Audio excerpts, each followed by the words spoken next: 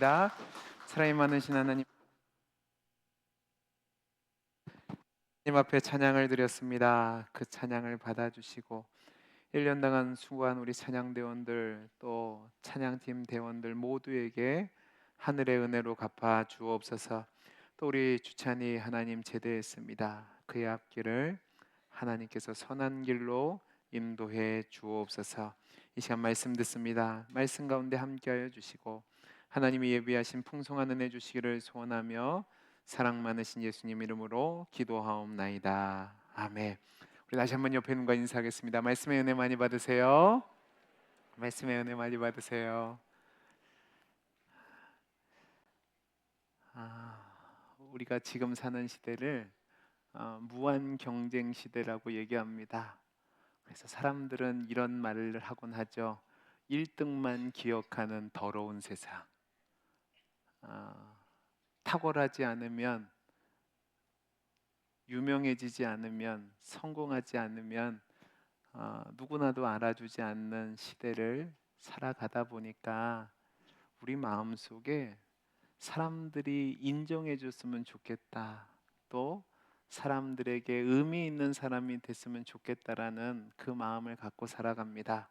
그래서 어떤 사람들은 병적으로 이런 마음을 내세우다 보니까 허언증을 하는 사람들도 있고, 또 리플리지 증후군이라는 단어가 있는데 이게 뭐냐면 이건 심리학적으로 병든 사람입니다. 그런 사람이 아닌데 마치 그런 사람인 것처럼 주변 사람들에게 거짓말을 사실인 것처럼 말하고 또 본인도 그렇게 생각해요. 그래서 문제를 일으키곤 합니다. 왜 그런 현상들이 나타나냐면 사회에서 도태되는 사람 대부분이 존재감이 없는 사람이기 때문에 그렇습니다. 어떤 모임이나 또 어떤 만남들에 가면 어떤 사람은 존재감이 드러나는 사람이 있지만 어떤 사람은 왔는지 없었는지 기억이 나지 않는 사람이 있습니다. 그런 사람은 오지 않아도 문제가 되지 않고 또 왔어도 의미가 없는 존재죠. 그래서 우리는 그런 사람들을 무시하기도 하고 무가치하다고 얘기하기도 하고 불필요하다라고 이야기하기도 합니다. 우리 주변을 보면 1등의 목숨을 걸고 성공하게 애를 쓰는 이유가 존재감을 갖기 위해서 그렇습니다. 학교에 가도 공부 잘하는 한두 명 빼놓고 나머지 학생들은 존재감이 없이 지내고 어떤 학생들은 1년이 가도록 이름 한번 불려지지 않는다고 합니다. 또 우리 주변을 보면 가난한 사람들, 또 장애인들, 이주 노동자들, 이런 분들은 대부분 존재감이 없습니다. 그러니까 심지어 이 독재자들이 인종 청소를 자행할 때에 유대인들, 집시들, 장애인들을 학살하면서도 죄책감을 안 느꼈던 이유가 뭐냐면 쓸모없다는 거죠. 필요 없는 존재이기 때문에 없어도 된다라는 겁니다. 그런 사람들에게는 관심도 주지 않고 오히려 소외시키죠. 그러니까 사람들이 목숨 걸고 자신의 존재감을 내세우기 위해서 애를 쓰는 겁니다. 존재감이 없는 사람들은 무가치하다고 느끼고 또 나고자라고 생각하고 실패자라고 생각해서 심지어 목숨을 끊기도 하죠. 성경을 봐도 이런 장면이 나옵니다. 여러분 마가복음 10장 35절에서 37절 말씀을 보면 세베대의 두 아들이었던 야고보와 요한이 예수님께 나와 예수님, 주님의 영광에 이를 때에 하나는 우편에 하나는 좌편에 앉게 해주십시오라고 얘기합니다. 근데 여러분 이때가 어느 때냐면 예수님이 십자가를 지시기 위해서 예루살렘으로 올라가는 길이었습니다. 예수님은 길 과정 속에 분명히 자기가 십자가에 달려 죽을 거라고 말씀했어요. 근데 그 순간에서도 세베대의 두 아들은 주님, 나에게 하나는 오른편 하나는 왼편 자리를 주옵소서라고 얘기했고, 또 다른 제자들은 이것 때문에 화를 내는데 그 이유가 뭐냐면 저 인간들 둘이 그 자리를 차지하면 자기들 자리가 없어지기 때문에 그렇습니다. 그러니까 존재감이 있기를 소망하는데 그 존재감이 있는 자리를 뺏기니까 화가 났던 거죠.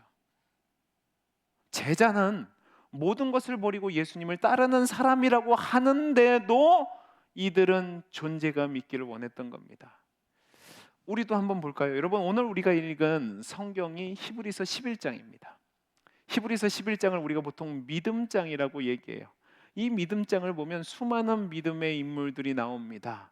그 중에서 아브라함도 그렇고 모세도 그렇고 다윗도 그렇고 다니엘도 그렇고 바울도 그렇고 베드로도 그렇고 수많은 믿음의 존재감이 있는 인물들입니다. 우리는 그런 사람들을 보고 나도 그런 사람이 되기를 소망합니다.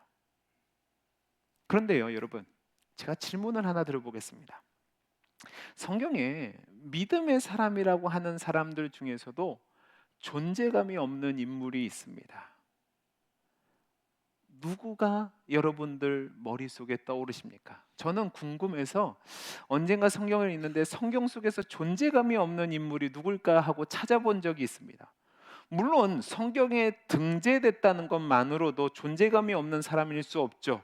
오랜 역사 가운데 믿음의 사람으로 이름이 올라갔으니까 무의미하거나 존재감 없는 인물이 아닙니다. 그럼에도 불구하고 성경의 인물 중에서 존재감이 없는 인물이 누굴까? 제가 찾아봤는데 제일 먼저 제 눈에 띈 사람이 있는데 그게 바로 오늘 본문에 나오는 이삭입니다. 성경에서 이삭이 어떤 인물인가 제가 살펴봤습니다. 우리가 창세기 역사를 보면 1장에서 11장까지를 인류 역사의 원역사라고 얘기합니다. 그래서 창조와 타락, 그리고 인류 역사가 어떻게 형성되는지에 대해서 기록이 되어 있고, 이제 12장부터 50장까지가 족장들의 이야기인데 4명의 족장이 나옵니다. 아브라함과 이삭과 야곱과 요셉이에요. 근데 여러분, 성경을 보면 이 4사람의 이름이 몇 번 나온 줄 아세요? 모르시겠죠? 그래서 제가 여러분을 위해서 착실하게 조사를 해봤습니다. 자, 보세요. 아브라함을 포함해서 약 성경에 290회가 나옵니다. 다음으로 야곱의 경우는 야곱이라는 인물이 성경에만 365회가 나오고, 그가 하나님과 겨루어서 이긴 이름 이스라엘이라는 이름은 셀 수 없이 나옵니다. 그 다음으로 요셉이 260회 정도 나옵니다. 자, 그러면 여러분, 이삭은 얼마 정도 나올 것 같으십니까? 찍어보세요. 이삭은 얼마 정도 나올까요? 제가 성경을 찾아보니까요 164회가 나옵니다. 그래서 제가 이삭 존재감 없지 않는데? 많이 나오잖아요. 믿음의 사람 맞네 했는데, 제가 그래서 성경 프로그램을 돌려서 이삭이란 데를 하나씩 찾아봤습니다. 제가 실수했어요. 왜 실수했냐면 이 이삭이란 그 성구가 나오는 구절 가운데 100회 이상은 어느 때 나오냐면 밀 이삭, 보리 이삭입니다. 이해되세요? 그러면 순수하게 이삭이란 인물의 이름은 한 60회 정도밖에 안 나와요.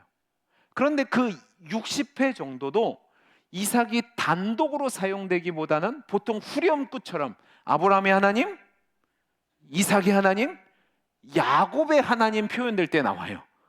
그러니까 단독으로 이삭이라는 이름이 의미 있게 사용된 적이 아주 찾아보기 힘들단 말입니다. 그리고 창세기 역사를 봐도 이삭이라는 사람의 존재감이 그렇게 드러나지 않아요. 왜냐하면 성경을 보면 아브라함에게 창세기 12장부터 25장까지 이어집니다. 25장에 아브라함이 죽어요. 근데 이삭의 얘기는 언제 나오냐면 21장부터 28장까지 소개가 돼요. 근데 25장에서 아브라함의 죽음이 소개된 이후에 25장 후반부부터 누가 나오냐면 에서와 야곱의 출생의 이야기가 나오면서 야곱이 등장합니다. 그러니까 21장부터 28장까지 이야기가 된다고 하는데, 앞부분은 누구와 관련돼서 나와요? 아브라함과 함께 나오고, 뒷부분은 누구와 함께 나와요? 리브가와 에서와 야곱과 함께 나와요. 그러니까 성경을 보면 이삭이 단독으로 나오는 이야기는 거의 없습니다. 단독으로 나온 이야기는 어떤 이야기냐면, 그가 주변의 질투와 시기를 받아서 여러 곳을 옮겨 다녔다. 그런데 하나님이 복 주셔서 풍성하게 됐다. 그 정도예요. 또 하나 특이점이 있습니다. 아브라함도 그렇고 야곱도 그렇고 요셉도 그렇고 하나님과 극적인 만남의 경험이 있는데 이삭은 없습니다. 아브라함은 우리가 잘 알고 있는 것처럼 창세기 12장에 갈대아 우르에서 우상 장사를 하고 있던 아브라함에게 찾아오시죠. 그에게 찾아오셔서 언약을 맺으면서 너는 본토 친척 아버지 집을 떠나라. 내가 지시할 땅으로 가라. 그러면 내가 너에게 복을 주이리라. 내 자손을 창대케 하리라. 너를 복이 되게 하리라 약속하십니다. 그리고 나서 몇 번이나 하나님이 아브라함에게 찾아오셔서 약속을 맺으십니다. 야곱은 어떻습니까? 우리가 잘 아는 것처럼 두 장면을 우리가 주목해서 볼 필요가 있는데, 하나는 형 예서를 피해서 하란에 있는 외삼촌에게 도망가다가 길에서 잠을 자요.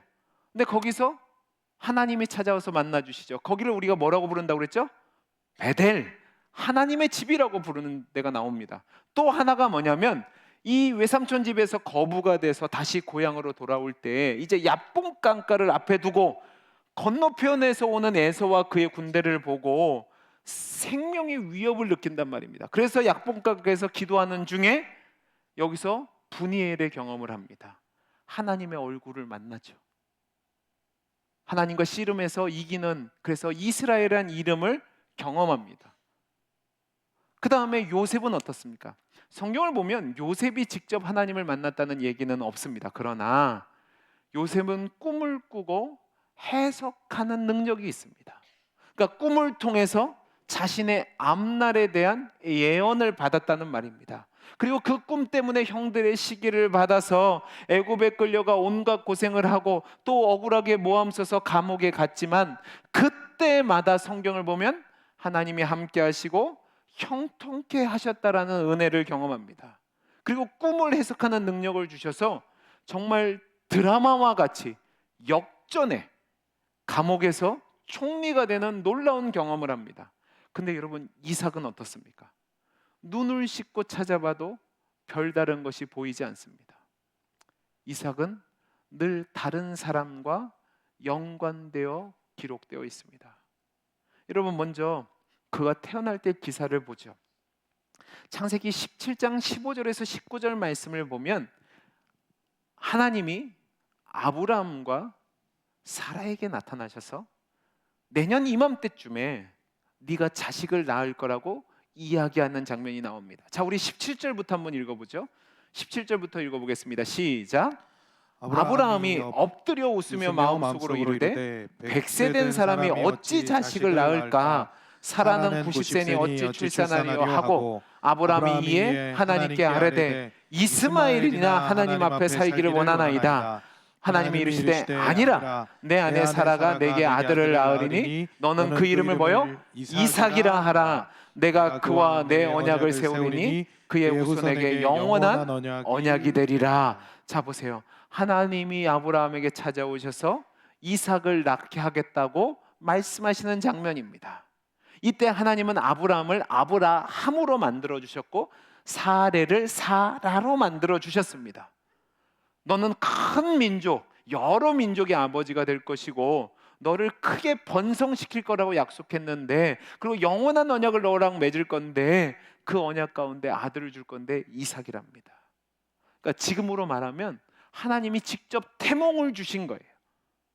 근데 여러분, 이 태몽은 갑자기 주어진 게 아니라 75세 때 하나님이 아브라함을 부를 때부터 계속해서 긴 시간 동안 기다리는 가운데 하나님이 연속해서 주신 약속의 내용이었습니다. 창세기 12장에서 너로 큰 민족을 이루겠다는 그 자손의 축복을 주셨단 말입니다. 그 약속 붙잡고 갈대아 우르를 떠났어요.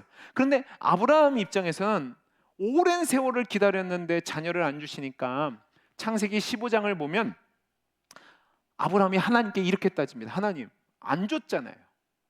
그러니까 내 상속자는 내 종 엘리에셀, 그 사람이 될 겁니다라고 얘기해요. 하나님 앞에 불평했단 말입니다. 그때 하나님이 불평하는 아브라함에게 아니야, 네 상속자는 엘리에셀이 아니라 내 몸에서 난 자가 될 거야. 그러면서 하늘을 바라보라고 하십니다. 하늘의 별들처럼 아브라함의 자손들이 많아지겠다고 약속하셨어요. 근데 그 다음에도 하나님이 자녀를 안 줘요. 그러니까 아브라함이 아내였던 사라의 말에 넘어가서 여종이었던 하갈을 취함으로 이스마엘을 얻습니다. 근데 하나님이요, 이렇게 믿음 없는 아브라함을 책망하시는데 13년 동안 그에게 침묵하십니다.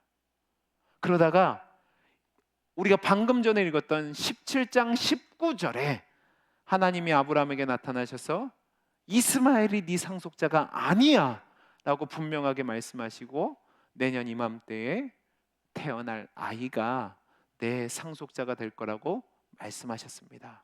이렇게 태몽으로 애언의 말씀을 주시고 태어난 인물이 이삭이에요. 여러분, 자, 그러면 여러분이 아브라함이에요? 여러분이 아브라함이라면, 이러한 특별한 과정을 통해서 태어난 아이라면 어떤 기대를 하시겠습니까? 뭔가 특별하고, 뭔가 위대하고, 뭔가 대단한 일을 할 거라고 생각되지 않으십니까? 성경을 보셔도 특별한 계시를 받고 태어난 인물들은 대부분 큰 업적을 남겼습니다. 우리가 사무엘상에서 살펴봤던 대표적인 인물이 사무엘이죠. 한나가 기도할 때에 하나님이 주신 아들이 사무엘이에요. 그 사무엘은 사사가 되었고요, 선지자가 됐고 제사장이 됨으로 말미암아 모세만이 가졌던 삼중직 직분을 감당했습니다. 그리고 다윗 왕과 사울 왕을 세우는 민족의 어른이 됩니다. 삼손은 어떻습니까? 마노아의 아내가 기도하던 중에 계시를 받아서 삼손을 낳습니다. 그는 위대한 장수가 되어서 보통 사람이 없는 큰 일을 감당했었습니다. 뿐만 아니라 신약으로 오면 엘리사벳과 사가랴에게 천사가 태몽을 이야기해 줍니다. 그 사람이 누구냐면 세례 요한이죠. 세례 요한은 주님의 오심을 예비하는 위대한 선지자의 사명을 감당하고, 또 동정녀 마리아가 수태고지를 듣고 낳은 예수님은 더 말할 필요가 없죠. 자, 그러면 이삭도 이렇게 특별한 과정을 거쳤다면 위대한 일을 할 거라고 우리가 예측을 할 수 있습니다. 근데 여러분, 이삭의 삶을 보면 위대함이라고는 전혀 상관없는, 그리고 위에 나온 인물들과 전혀 다른 인생을 삽니다. 오랜 기다림 끝에 아브라함이 100세 때, 사라가 90세 때 이삭을 낳았는데, 이삭의 삶을 보면 유명하지도 않고 큰 일을 행하지도 않고, 또 그의 인생이 그렇게 행복한 삶을 산 것처럼 보이지도 않습니다. 여러분, 주보 보세요. 주보 보면 오늘 설교 제목을 보시기 바랍니다. 앞에 뭐라고 되어 있죠? 있으나 없으나. 그러니까 이삭의 인생이 있으나 없으나 인생처럼 아무 상관없는 모습으로 살았단 말입니다. 왜 그런 삶을 살았냐?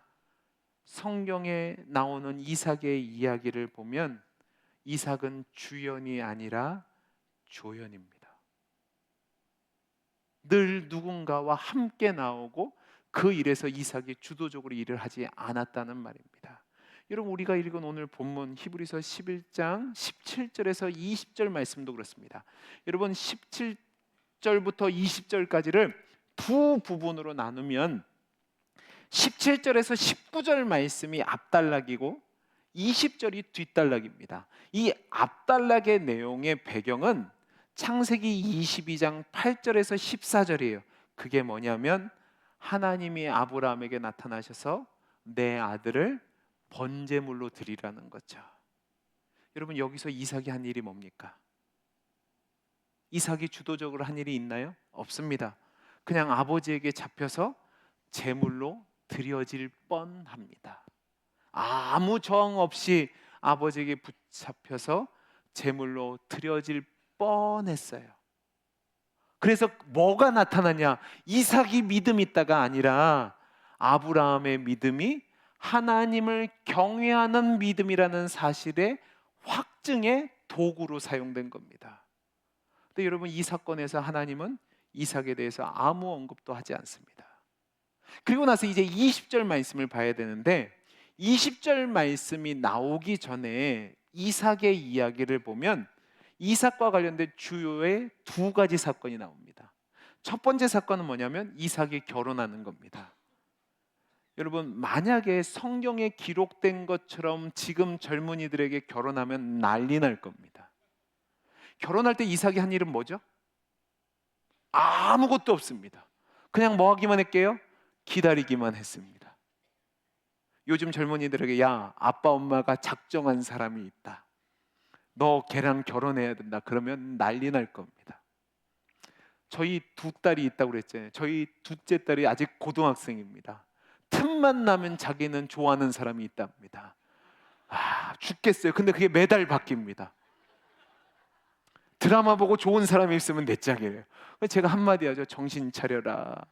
정신 차려라. 그러면 뭐라고 하는 줄 아십니까? 자기 인생이랍니다.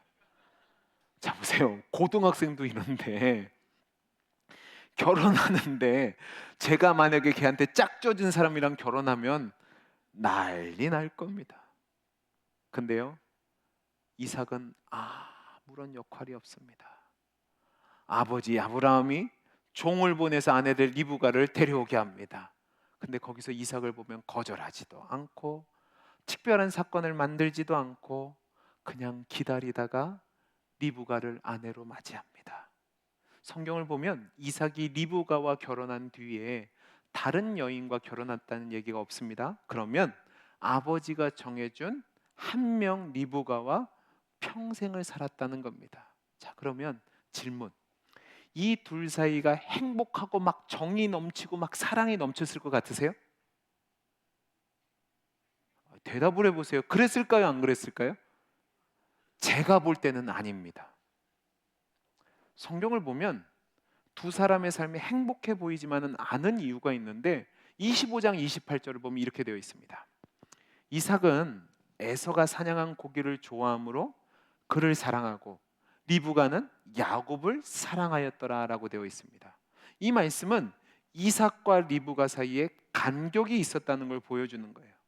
그래서 리브가는 이삭이 에서를 축복하려고 할 때 자기 나름대로 다른 계획을 세웁니다. 잘 생각해 보세요. 리브가와 이삭이 친밀했다면 리브가가 이삭에게 청혼할 수도 있었을 텐데 몰래 아들 야곱과 내통을 해서 작당 모의를 해요. 그리고 이삭을 속여요. 이 얘기는 뭐냐면 부부관계의 소통이 잘 안 됐다는 겁니다. 근데 성경을 보면 어디에서도 불평하거나 다른 행동을 취하지 않습니다. 그냥 존재감이 없습니다. 또 다른 두 번째 장면이 나오는데 그게 뭐냐면 26장 19절에서 21절인데 이게 뭐냐면 물 갖고 싸우는 거예요. 우리 성경을 한번 읽어보죠. 이 부분은.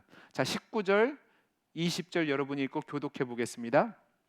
이삭의 종들이 골짜기를 파서 샘 근원을 얻었더니 그날 목자들이 이삭의 목자와 다투어 이르되 이 물은 우리의 것이라 하매 이삭이 그 다툼으로 말미암아 그 우물의 이름을 에색이라 하였으며 또 다른 우물을 봤더니 그들이 또 다툼으로 이름을 신나라 하였으므로 이삭이 이삭이 거기서 거기서 옮겨 옮겨 다른 다른 우물을 우물을 봤더니 봤더니 그들이 다투지 아니하였으므로 그 이름을 르호봇이라 하여 이르되 이제는 여호와께서 우리를 위하여 넓게 하셨으니 이 땅에서 우리가 번성하리로다 하였더라. 여러분, 이 말씀을 그냥 넘어가시면 안 돼요. 중동은 물이 귀한 지역입니다. 그래서 지금도 남의 우물을 몰래 먹거나 훔치면 손을 자르거나 죽이는 경우도 있다고 합니다. 근데 지금 이삭을 보면 우물 때문에 다툼이 일어날 때마다 싸우는 게 아니라 그냥 다른 곳으로 옮겨갑니다. 그리고 다른 곳에서 우물을 파요. 시비를 걸면 떠나고 싸움을 걸면 떠나고, 그게 이삭의 인생이에요. 여러분, 이삭이 힘이 없었을 것 같으십니까? 아니에요. 그는 아버지에게서 물려받은 동방의 연합군들을 물리쳤던 용맹스러운 가신들이 있었습니다. 그런데도 이삭은 그냥 피합니다. 근데 놀라운 사실은 그럼에도 불구하고 이런 손해보는 삶을 통해서도 하나님이 번성케 하시는 은혜를 경험하게 되는 거죠. 그리고 다음에 나오는 말씀이 오늘 말씀 20절입니다. 20절의 말씀은 뭐냐? 야곱과 에서를 축복하는 거죠. 이 말씀의 배경은 창세기 27장 22절에서 33절까지 말씀이에요. 근데 이 장면은 여러분이 잘 알고 있는 내용처럼 이삭은 에서를 축복하려고 했는데 그 사실을 들은 어머니 리브가가 야곱과 작당을 해서 야곱에게 형 옷을 입히고 그 다음에 양털을 손에 붙이게 해서 눈먼 아버지를 속여서 에서가 누릴 수 있는 모든 장자권을 이 야곱이 뺏는 장면입니다. 근데요, 여기서도 그가 주도적으로 움직인 게 아니라 나이 많아 눈이 멀어서 잘 보이지 않는데 음식에 눈이 멀어서 에서를 축복하려 주려 하다가 아내와 작은 아들의 속임수에 넘어가서 야곱을 축복함으로 말미암아 큰 불행의 씨앗을 낳는 사람처럼 보입니다. 그리고 이 이야기에서도 이삭은 조연입니다. 그리고 더 나아가서 희한한 장면이 나오는데 속아서 야곱을 축복한 뒤에 에서가 돌아와요. 울면서 아버지에게 나도 축복해 달라고 얘기합니다. 그때 이삭의 반응을 보면 신기합니다. 답답합니다. 왜냐하면 저라면 괘씸해서 그래 앞에 한 취소 땡땡땡 취소다. 내가 다시 너에게 다 축복해 주겠다. 그리고 나서 하나님께도 하나님 아까 한 축복은 내가 속아서 된 거니까 그거 잘못된 겁니다. 취소입니다. 다시 에서에게 축복할 테니까 에서에게 복 주십시오라고 할 건데 이삭은요 에서에서 입장해 보면 야속하리만큼 야 나 이미 축복 다 해줬어. 그래서 너에게 해줄 축복이 하나도 없다고 얘기합니다. 이것 때문에 에서가 빗나가서 야곱을 죽이려고 합니다. 그래서 야곱은 이 사건 때문에 형 에서를 피해서 도망갈 수밖에 없었고요. 성경에 나오지 않지만 분명히 자신의 아내였던 리브가와의 관계도 틀어졌을 겁니다. 완전 상황이 어려워지죠. 근데 여러분 오늘 히브리서 11장 20절은 이 사건에 대해서 이렇게 얘기합니다. 우리 다시 한번 같이 읽어보죠. 같이 읽어보겠습니다. 시작. 믿음으로 이삭은 장차 있을 일에 대해서 야곱과 에서에게 축복하였으며 여러분 잘 보세요. 믿음으로 이삭이 미래를 내다보며 축복했다는 겁니다. 분명히 이 사건 때문에 이삭은 개인과 부부와 가정에 문제가 생겼어요. 그리고 그 때문에 그는 힘들고 공고한 삶을 살았단 말입니다. 그런데도 성경은 이걸 뭐라고 얘기하냐면 이삭이 미래를 내다보면서 행한 일이랍니다. 그리고 이러한 이삭의 행위는 어찌 보면 있으나 없으나 아무런 존재감 없어. 그런데 중요한 것은 그 삶의 과정이 하나님의 구원 역사에 있어서는 반드시 필요한 삶을 살았다는 겁니다. 여러분 이것을 도대체 어떻게 설명해야 되는 걸까요? 이삭은 도대체 무슨 존재이기 때문에 이런 삶을 산 걸까요? 그리고 이 이삭의 삶을 통해서 저와 여러분에게 주신 그 믿음에 대해서 가르치려는 하나님의 뜻이 무엇일까요? 그의 삶은 절대로 행복해 보이지 않습니다. 존재감이 있지도 않습니다. 주도적으로 무슨 일을 하는 것처럼 보이는 것이 하나도 없습니다. 다시 말해서 그는 늘 다른 주인공들을 위한 조연의 역할을 했고 아무것도 보이지 않는 삶을 살았습니다. 성경대로 말하면 미래에 있을 것을 내다보고 야곱과 예수를 축복한 일, 그게 그가 한 일 다입니다. 근데 그것도 능동적이 아니라 수동적으로 속아서 했습니다. 근데 성경은 그걸 믿음이라고 얘기한단 말이에요. 여러분 이걸 우리가 도대체 어떻게 생각해야 될까요? 저는 이 사실을 이해하기 위해서는 이삭이라는 사람의 이름의 뜻을 알아야 된다고 생각합니다. 왜? 그 이름이 이삭의 삶을 대변하거든요. 자, 우리 창세기 21장 5절 6절을 같이 한번 읽어보겠습니다. 같이 읽겠습니다. 시작.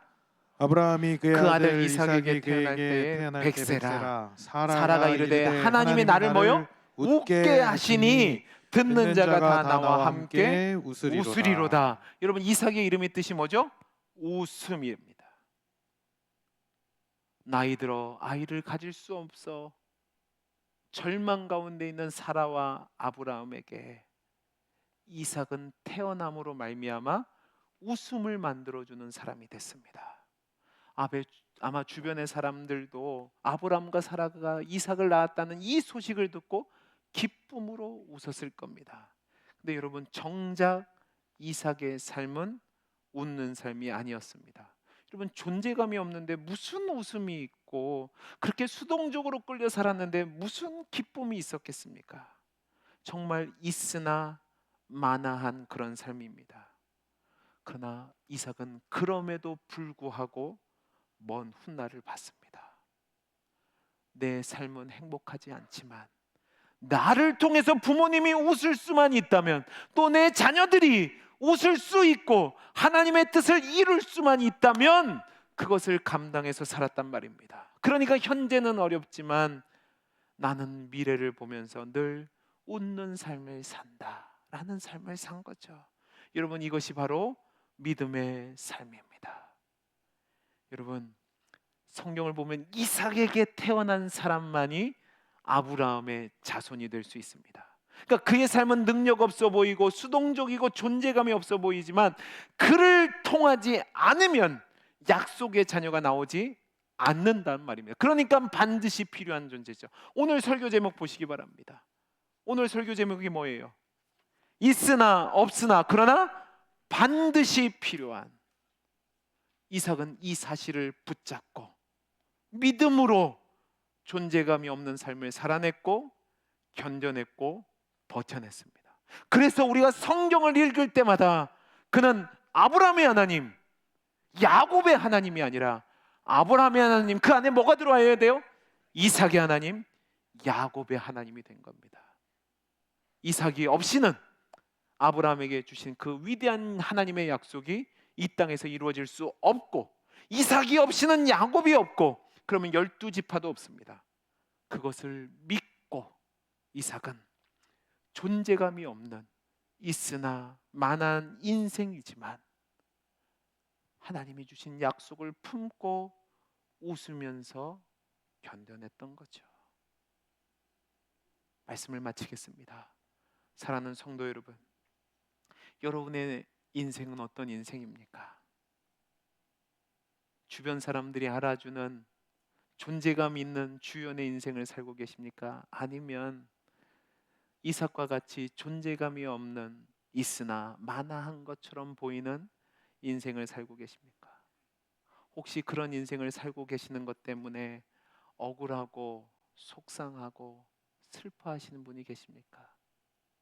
나름 열심히 살았는데, 수고했는데 그 열매가 없고 억울하게 밀려나고 정말로 이게 맞나 하는 것처럼 암울한 상황 속에 계십니까? 근데 여러분, 하나님의 약속을 기억할 수 있기를 간절히 소원합니다. 하나님이 우리에게 주신 약속을 가슴에 품으시기 바랍니다. 그 약속이 뭐냐? 나를 통해서 다른 사람들이 웃을 수 있다면, 나를 통해서 하나님의 역사가 나타날 수 있다면, 내 인생이 세상의 눈으로 볼 때는 있으나 마나한 것처럼 보인다 할지라도 실망하지 않을 수 있기를 간절히 소원합니다. 하나님이 우리를 통해서 장래에 이루실 놀라운 일들을 바라보면서 참고 견뎌낼 수 있기를 바랍니다. 우리가 믿는 하나님은 전능하신 하나님이시고 약속을 이루시는 하나님입니다. 그 하나님을 신뢰하며 소망 중에 인내하며 누가 알아주지 않는다 할지라도 정말로 가만히처럼 보고 보자기처럼 보고 참기름처럼 본다 할지라도 의연하고 당당하게 믿음으로 이삭처럼 나를 통해 웃을 수만 있다면, 나를 통해 하나님의 약속이 이루어질 수만 있다면 그것이면 족합니다. 믿음으로 살아가는 저와 여러분의 삶이 되기를 간절히 소원합니다. 기도하겠습니다. 사랑이 많으신 하나님 아버지, 감사합니다. 하나님, 우리 성도님들의 삶을 지키시고 보호하셔서 정말 이삭처럼 누가 알아주지 않는다 할지라도 꼭 필요한 하나님의 사람의 삶을 살아갈 수 있도록 복을 허락하여 주옵소서. 그 사실을 바라보고 믿음으로 살아가는 우리 모든 성도들이 되게 해 주옵소서. 은혜 주시기를 소원하며 사랑 많으신 예수님 이름으로 기도하옵나이다. 아멘.